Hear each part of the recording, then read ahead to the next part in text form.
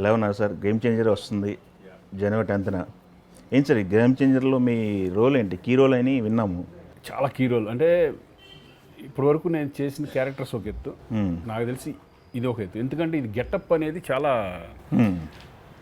డిఫరెంట్గా ఉంటుంది. ఓకే. నాకు ఫస్ట్ ఈ సబ్జెక్టు చెప్పినప్పుడు మేము చేయగలం, ఏంటి ఈ సబ్జెక్ట్ నన్ను ఎందుకు ఎన్నుకున్నారు అనే ఫీలింగ్ నాకు వచ్చింది 100%. నేను అడిగాను కూడా మా నాన్న, ఎవరైతే నాకు వచ్చి సబ్జెక్ట్ చెప్పారో, డైరెక్టర్ గారు వీళ్ళు వస్తారు కదా, అవును, అదేంటి ఈ క్యారెక్టర్ నన్ను ఎలా, అంటే ఫస్ట్ హాఫ్ అయిన తర్వాత నేను అడిగిన క్వశ్చన్ ఇది, ఈ క్యారెక్టర్ నన్ను ఎలా అనుకున్నారు అంటే, నేను సరిపోతానా ఈ క్యారెక్టర్, అంటే సరిపోతానా ఆ రేంజ్లో, ఓకే నేను చేయగలనా. అలాగే సెకండ్ హాఫ్ వినిన తర్వాత ఇది చేయాలి కంపల్సరీ, ఇది మనకు ఛాలెంజింగ్గా ఉంటుంది, ఇటువంటి వదలు కూడా రావడమే లక్. అవును, ఇప్పుడు శంకర్ గారు కాంబినేషన్స్, ఇంత పెద్ద క్యారెక్టర్ రావడం అనేది రియల్లీ లక్ అంతే. ఓకే. మరి ఏం చూసి ఇచ్చారో I don't know. Okay. But ఈ టైప్ ఆఫ్ క్యారెక్టర్ రావడం మాత్రం నిజంగా అదృష్టం అంతే. ఓకే. ఓకే, మీరు స్టోరీ విన్నప్పుడు ఓకే మీరు ఆలోచించారు మంచి క్యారెక్టర్ చేద్దాం అది ఇది అని ఆలోచించారు, బట్ చేస్తున్నప్పుడు మీ ఫీల్ ఏంటి? ఇన్నిన తర్వాత నేను ఒకటే అన్నాను, ఓకే ఇది డెఫినెట్గా నాకు మంచి సినిమా విజయవంతం అయిన తర్వాత ఇది నాకు మంచి ప్లస్ అవుతుంది, కానీ గెటప్ కుదరాలి మనకి. ఎప్పుడు కూడా ఆ టైప్ ఆఫ్ గెటప్ ఎలా ఉంటానో అని అసలు నాకే తెలియదు. ఓకే. ఇప్పుడు వాళ్ళు ఏంటో వాళ్ళు ఒక విజన్గా ఆలోచించి నేను ఎలా ఉంటాను అనేది వాళ్ళు డ్రాయింగ్స్ రూపంలో వేసుకున్నారా ఏం వేసుకున్నారో నాకు తెలియదు. ఓకే. బట్ నేను అది విన్న తర్వాత నేను ఒకటే మాట్లాడిన తర్వాత గెటప్ ఫస్ట్ మనకు కుదరాలి, ఆ గెటప్ కుదిరిన తర్వాత నాకు ముందు కాన్ఫిడెన్స్ రావాలి. అలా మేము బాంబే వెళ్ళి ప్రాస్థెటిక్ మేకప్ టోటల్ అది చాలా టైం టేకింగ్ అనమాట, ఫుల్ డే పట్టేస్తుంది అది ఆల్మోస్ట్.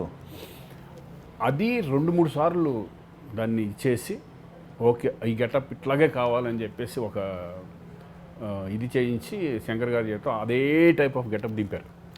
ఎలా కావాలంటే సేమ్ నాకు ఇలా కావాలి అని ఆయన డిజైన్ అది. ఓకే. అది వచ్చిన తర్వాత అప్పుడు నాకు కాన్ఫిడెన్స్, అందరూ బాగుంది అనేవాడికి నాకు కూడా బాగుంది అనమాట కాన్ఫిడెన్స్ వచ్చింది. ఓకే.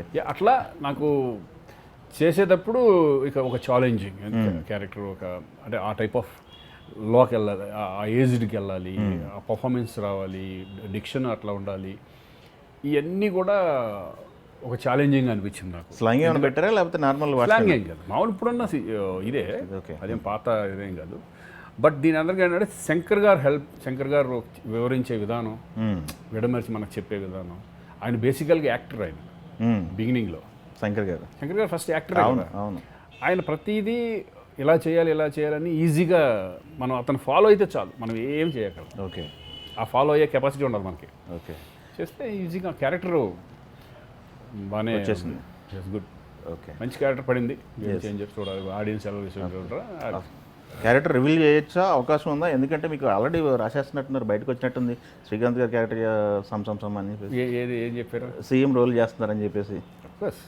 అదేనా సీఎం రోలు, కానీ అది ఏంటి అనేది మీకు అది లోపల వేరేగా ఉంటుంది. అయితే కమింగ్ టు రామ్ చరణ్ గారు, ఆల్రెడీ గోవిందనందన్ వారిలో మీరు బాబాయ్గా క్యారెక్టర్ చేశారు, మీ మధ్య బాండింగ్ బాగా ఎస్టాబ్లిష్ అయింది.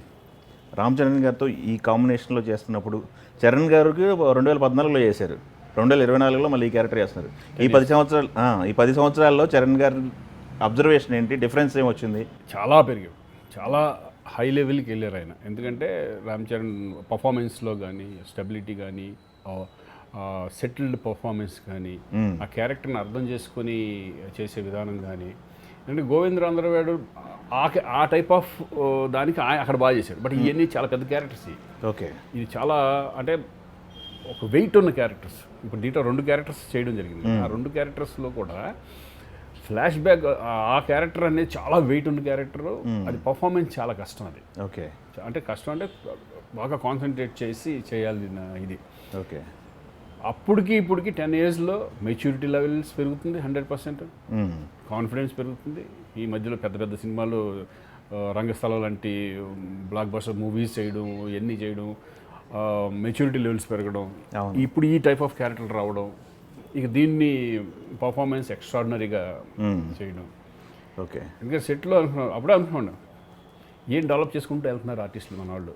అంటే ఒక సినిమాకి పెరుగుకుంటూ వాళ్ళు దాని మీద కాన్సన్ట్రేట్ చేసుకుంటూ ఎంచుకునే సబ్జెక్టులని ఇంకా పెంచుకుంటూ వేరియేషన్స్ కానీ చేసుకుంటూ వెళ్తాం అనేది